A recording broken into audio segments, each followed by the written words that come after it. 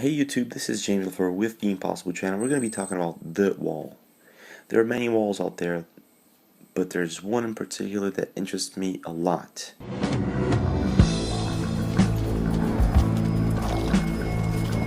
Welcome.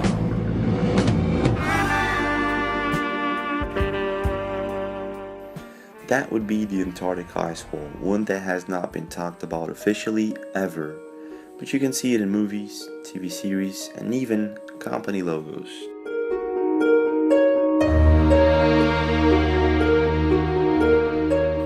The Illuminati and the Freemasons talk about an architect and even depicted many paintings and such, a flat world built with columns that hold it all together.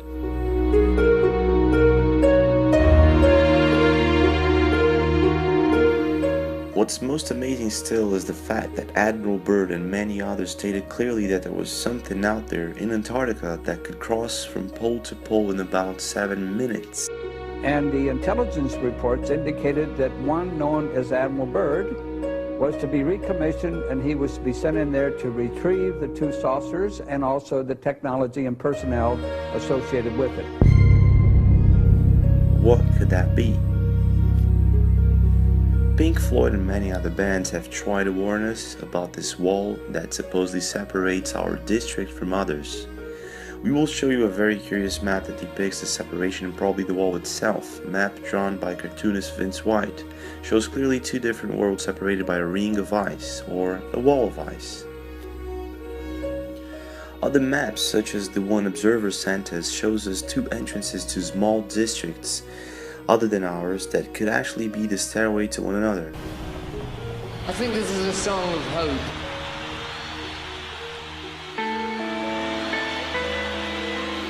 Maybe hell, maybe heaven. Now the most interesting part is that the name of the operation chosen to identify this wall was Operation High Jump, and I'm pretty sure you've heard about it many times. The name Operation High Jump was given exactly because all they had to do was jump over a humongous wall, one that no man had ever jumped before, not that we know of. But as we all know the results, Operation failed within 2 months and they came running back with Tales of the Sea.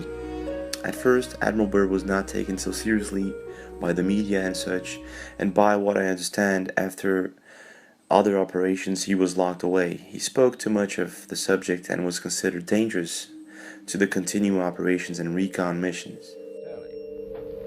But strangely enough, there's left in the world today an area as big as the United States that's never been seen by a human being. And that's beyond the pole, on the other side of the South Pole, from Middle America. And I think it's quite astonishing that there should be an area as big as that unexplored. Let's freeze a little bit here and try to understand the implications of all of this. Having a wall that separates us would implicate we would need an agency that controls who gets in and out. Also, one of these agencies would have to control what the people know of this wall, like NASA and TGIPX. So does this ring a bell? NSA, CIA, NASA. Well, let's continue. Last but not least, we would need a reason for all of this to exist. The wall, districts, and then I jump over to the Bible and remember one of the most told stories ever, one which you probably know of, Adam and Eve. So if Adam and Eve were expelled from paradise, where did they actually end up going to? Questions like, were we put here? Are we domed? Are we a menace to the universe? And have we been quarantined? Are questions that start popping up like crazy, and they are indeed good questions.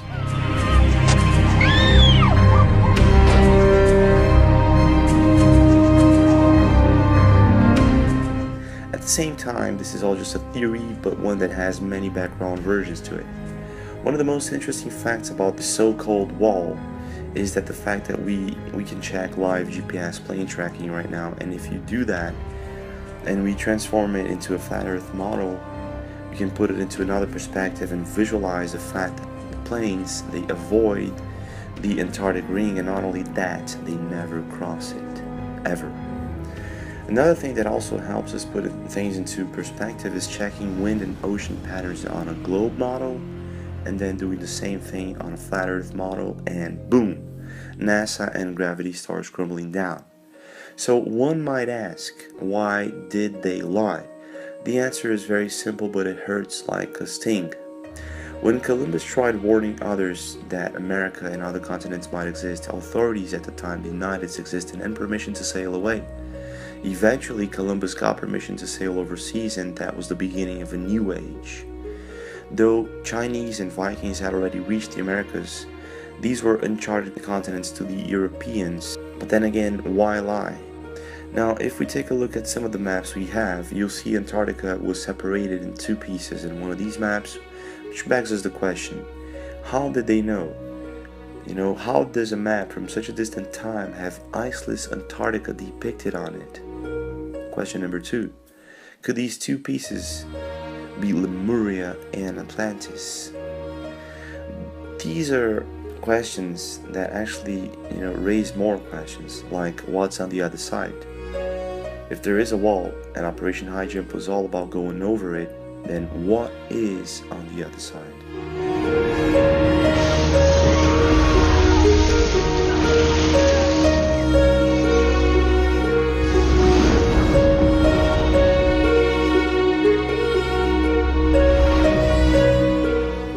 Maybe dinosaurs, maybe humanoids. Who knows? But many theorize that an entire civilization could be on the other side somehow, waiting for us to find them. I brought him over from Grand Central Terminal. Why you put them rats in my locker? I thought you were thinking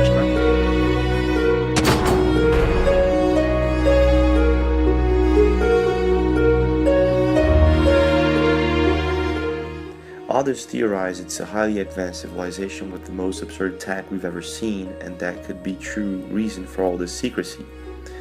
Maintaining us working on a daily basis and worried with mundane things is exactly what they all want. Seems like they would like this paradise all to themselves and would do anything to make the general population blindfolded about it. Now, if you look into the space pictures and all that NASA CGI crap, we have a lot of fails and computer graphics. All of this proved in the past. So nowadays Hollywood is actually doing a much better job than NASA into throwing people into the globe theory.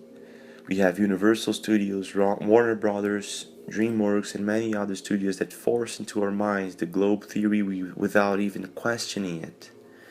Again, why the secrecy? Bigfoot and many other weird animals like the alien squid, which has no DNA connection whatsoever with any other living being on Earth. How do we explain that? How do we put things into perspective? So just to finish off this part, we have the Rh negative people on Earth who have also no connection whatsoever to the Rh positive ones. And so in other words, there are 3% or 4% of the Earth's population that has this Rh negative blood type that can't be connected to monkeys or Rh positive humans. Okay, so now isn't that interesting? If there is a bigger world out there, that would explain a lot of the unsolved mysteries and would enlighten so many others to come. The UN map and many other comparisons can be made. And the reason for this to be a big secret, that it would mean easy money, free resources, and high-tech apparatus for the people who would find this first. I tell you one reason they're interested. It's by far the most valuable, important place left in the world for science. That's why the scientific groups all over the nation are really interested. But then again, if we pissed off the aliens somehow, this could mean the start of a new age indeed. One where they come to show us what they're made of, maybe, or one where they show us peace. Who knows? Stick around for more. Subscribe, leave a comment, and I'll see you again. What we do here is go back.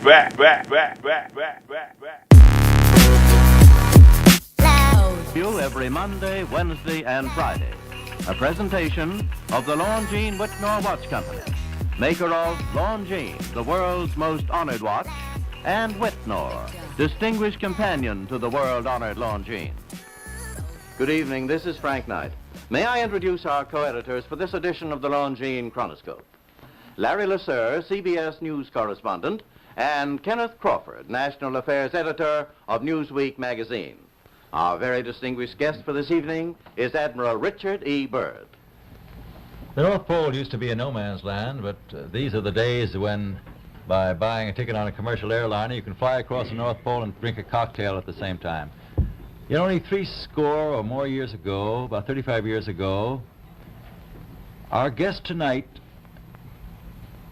found out whether there was any land north of the North American continent. He made that first discovery flight, and I must say that Admiral Byrd, our guest tonight, is not only our greatest living explorer, but he's been an inspiration to countless Americans. Admiral Byrd, you've been to both the North Pole and the South Pole. Is there any unexplored land left on this earth that might appeal to adventurous young Americans? Yes, there is. And not up around the North Pole, because it's getting crowded up there now, because they find out it's really usable, not only to live in, but militarily. But strangely enough, there's left in the world today an area as big as the United States that's never been seen by a human being. And that's beyond the pole on the other side of the South Pole from Middle America. And I think it's quite astonishing that there should be an area as big as that unexplored. That's a tremendous So challenge. there's a lot of adventure left down at the bottom of the world. Admiral, do you hope to see that? I do. Well, Admiral, Yeah. would you say that since you've been to both the extremities of Earth, are these expeditions to such far-off places, are they getting easier because of modern techniques, or is danger still close at hand? Well, it's a little risky, but nothing like it used to be with the old slow planes and the small cruising radius where we had to put down bases. We replaced the dog teams, and of course that was a big improvement. But now the planes go much faster and they are safer, and they have a much bigger cruising radius. You haven't got the danger of a terribly heavy load. Admiral, an expedition to which I believe you're the advisor is now en route. What is that expedition doing? Well, that's the icebreaker Atka, and it's a reconnaissance expedition. It's going down to the South Pole area to make certain observations and to look for some bases. They will be back in April, and they will report back, and upon the information we get from that undertaking, we will base the bigger expedition that's to follow. Is that very definitely planned, or is that... That is being planned right now. So I'm willing to say to you that there will be a number of expeditions that will follow, I think, year after year, to the bottom of the world, because the government has really become interested. Well, Admiral Byrd, I can understand, I think everybody can, the interest in the North Pole because it's so near our greatest challenger, Soviet Russia. But why this interest in the bottom of the world? Nobody living down there, is there? No, it's pretty cold. There's only one permanent resident, that's the emperor penguin. The little ones live further north.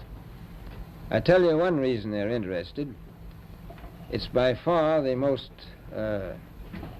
valuable, important place left in the world for science. That's why the scientific groups all over the nation are really interested. But more important than that, it has to do with the future of the nation, those to come after us, or even during your lifetime, because it happens to be an untouched reservoir of natural resources. And you know, as the world shrinks with an ever-increasing acceleration, far-flung places once useless, like we thought the North Pole was, and no man's land, become very useful. The bottom of the world will be important, not only to us, but to our allies. I was going to ask you, does it have military importance? It has some, and as the world shrinks, it will continue to shrink with an ever-increasing acceleration, thus bringing these places closer. And in the future, I can see a time when it will be very, very important strategically. Well, has the development of air power increased the strategic importance of places like the oh, very much Parma so. Peninsula, we'll say? Very much so. Even now, if anything happened and we lost the Panama Canal. We would have to control the islands just north of Antarctica, which are part of Antarctica. Then between there and Cape Horn. I've heard it said that there are 7 continents in the world, and one of them has never been seen by a woman, and that's Antarctica. Is that actually true? Well, if the Power Peninsula is an island, as far as I know, that's true. No woman's ever stepped foot upon the Antarctic continent, and it's the most peaceful place in the world. Well, I'm sure that won't last very long. I understand that now that you're working with the Arnold Bread Company in charge of frozen foods. Now, is there any future for frozen foods down these frozen extremities? Well, I think the human race can be helped by that. This was thought out by Dean Arnold, who's, in my opinion, a great humanitarian. He learned that we went down there after 4 or 5 years and finished a meal that we had left there on the table when we had evacuated Little America. Everything was perfect, including the bread. So he got the idea of this frozen bread, and already he sent some to Europe, and it worked very well over there for some of the starving people. So you can store it down in the Antarctic and against the lean years, and you wouldn't have any people in the world really starving if you did that. Yes, in the event of an atomic war... You stay there forever. Admiral, you speak of the resources of Antarctica. What are they? What are the natural resources there? Well, we've found enough of coal within 180 miles of the South Pole in a great ridge of mountains. It's not covered with snow, enough to supply the whole world for quite a while. Well, that's the coal. Now, there's evidence of many other minerals. We are pretty sure there's oil. Now, that coal shows the bottom of the world. Now, by far the coldest spot in the world. Where that coal is gets 100 below zero in the winter. Well, it was once tropical. So we think there's oil there, and there's evidence, probably uranium there. Is it any secret? Is there uranium there? That would be the only thing that would be practical to actually go after, I suppose. Everything else would be economically unfeasible, wouldn't it? Well, as we recklessly expend our resources, the time will come when we'll have to go after that stuff down there. Well, you know, I avoided what you said about uranium. I'm not sure about that. I don't want to have the world fight over the Antarctic. And Robert, is there a competition among other nations to try to get information about Antarctica and possibly to secure some of these resources? Well, yes. There are now 7 nations very much interested. Russia is interested tremendously. That I'm sure of. Australia has an expedition down there. The Argentine, the Chile, New Zealand, Britain, and so on. Now, you can understand those people down there being interested because they live down there, the New Zealanders, the Argentinians, the Chileans, and Australians. And so we don't do much about claiming anything. Admiral, you make this sound a little crowded. Are there that many expeditions now there or en route there? Well, you know, as I said, it's the most peaceful place in the world, but I don't think it will be for long because of this intense interest on the part of other nations and this nation. Well, Admiral Byrd, are private expeditions a thing of the past? Is expedition and exploration, making expedition and exploration now purely a government function because of the tremendous cost and organization? No, I don't think so. I think down south it may be more or less a thing of the past, but not other expeditions that go there. A lot of them go north now. This latest expedition now on the way is a government expedition, I take it. Yes, that's the government. But may I ask you, is there a great difference between the top of the world and the bottom of the world? There is. Now, the North Pole is the center of an ocean 10,000 feet deep. The South Pole, the center of a plateau, 10,000 feet high. The North Polar Sea is surrounded by continents slightly frozen. The Antarctic continent is surrounded by a belt of ice, frozen seas of at least 1,200 miles thick. Now, the south is a plateau. It gets, in some places, 14,000 feet up. I've been over areas about 13,000, and it's a little bit chilly up there. So there's that big difference between the top and bottom of the world. The North really isn't very cold up there on the Arctic Ocean. Not compared to the South. Admiral Byrd, we often hear it said that our young Americans now aren't as hardy as their forefathers. Do you think that Americans do measure up to the standards, the physical standards and morale standards of the past? I do. I don't believe that. I think they're just as hardy. Well, what would you say was the most valuable factor on an expedition? Is it morale, or physical courage, or is it sheer equipment? Well, I've always thought that loyalty was by far the most important trait. The British told me that when I first went down in 28 that I couldn't possibly get through the winter night without a mutiny if I took more than 20 men. But to serve science, I had to take 42 men. Then I took 56 the next time, and so on. So, and I did find that loyalty was the most important thing during the winter night when it's very hard on your nerves. I think that's best trait. Well, that's a very valuable characteristic at any time. Well, thank you very much, Admiral Byrd. It's been a great pleasure to have you here tonight. It's a pleasure to be with you. The opinions expressed on the Longines Chronoscope were those of the speakers. The editorial board for this edition of the Longines Chronoscope was Larry LeSueur and Kenneth Crawford. Our distinguished guest was Admiral Richard E. Byrd.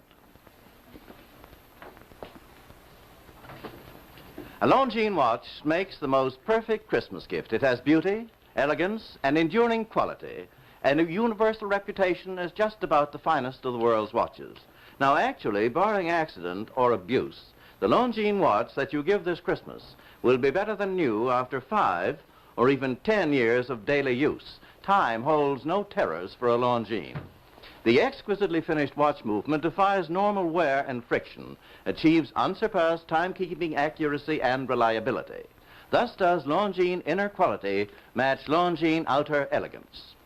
Among the finest watches of the world, only Longines watches have won 10 World's Fair grand prizes, 28 gold medals, highest honors for accuracy in fields of precise timing. Cased in precious metals, styled in the best of good taste, a Longines watch is a joy to own, an enduring symbol of your affection, the perfect Christmas gift. Yet, you may buy and proudly give a Longines watch this Christmas for as little as $71.50. Visit your Longines Whitnor Jeweler Agency and make your selection. Longines, the world's most honored watch, the world's most honored Christmas gift. Premier product of the Longines Whitnor Watch Company.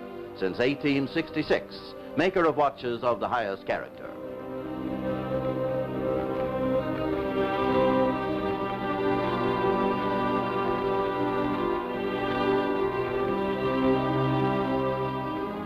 We invite you to join us every Monday, Wednesday, and Friday evening at this same time for the Longines Chronoscope, a television journal of the important issues of the hour, broadcast on behalf of Longines, the world's most honored watch, and Whitnor, distinguished companion to the world-honored Longines.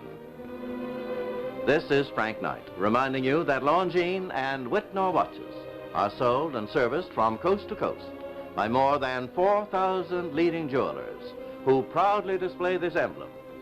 Agency for Longines Whitnor watches.